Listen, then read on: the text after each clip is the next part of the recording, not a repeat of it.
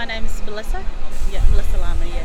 What brought you to be a part of today? Yeah, so I'm a board member on the Pacific Youth Leadership and Transformation Council. So we're just a group of friends who formed, a trust to empower young Pacific to partake in all worlds. So that's through governance, democracy, as well as mental health, and helping them navigate through the bicultural world of Euro and culture, Pacific culture. Yeah. And how I'm looking at doing a story currently on, I guess, the different stigmas that you have culturally within mental health. Yes. And I'm not 100% of what my idea about it is, but I'm Māori and I come from this background, the voice isn't necessarily a mental health issue, but No. so could you explain to me a little bit? Yeah, so in our culture, we are brought up to speak when you're told. And, that sounds really harsh, but it's a line of respect in some way. And so you do eventually have an opportunity to speak, but it works in a certain way that it's given to you. And so, for example, like generational change, you hear a lot of mainstream talk about generational change.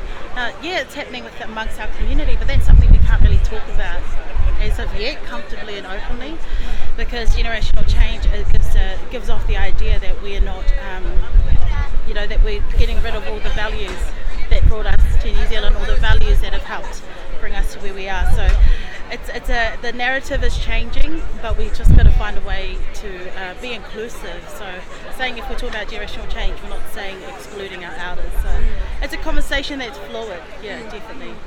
And what was it like for you today? What was the Honestly, highlight?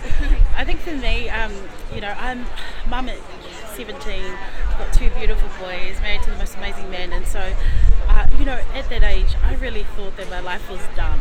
I was like, no one's going to want this young mum. I was really dramatic, but also I just didn't see any other opportunity after being a young mum, and so I had a moment where I sat there and I kind of felt really emotional, and I had to look around and just realise that it's not the end, and it's coming from a privileged position now, but I just want to say to people, it gets better. If I knew my final destination was not at that point, it would have saved a lot of heartache and stress and expensive counselling sessions, but it is needed, it did help, but yeah, I'm just so grateful. I'm sorry I keep saying that, but You must be proud of yourself. And they were telling me when she asked me to introduce herself, I said, I'm just a young mum, a Pacific young mum, and she goes, you're not just a mum. And I was like, yeah, and people say that to me, but she was like, you're not just a mum.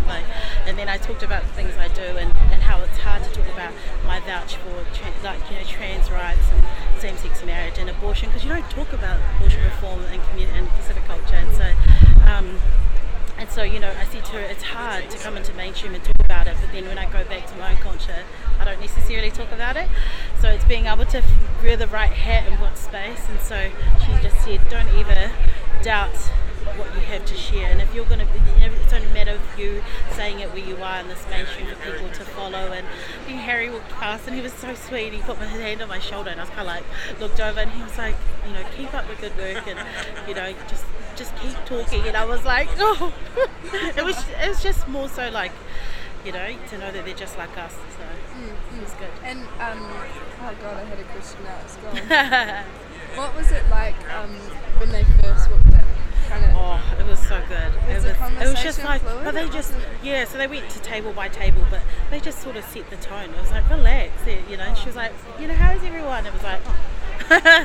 Yeah, and I just shook their hand. It wasn't like, it was just Oh, man.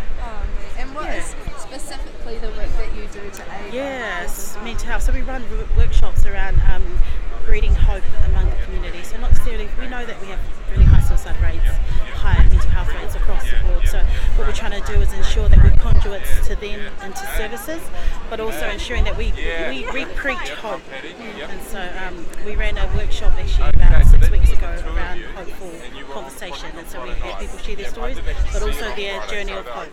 Yeah, so it was good. Oh, yeah.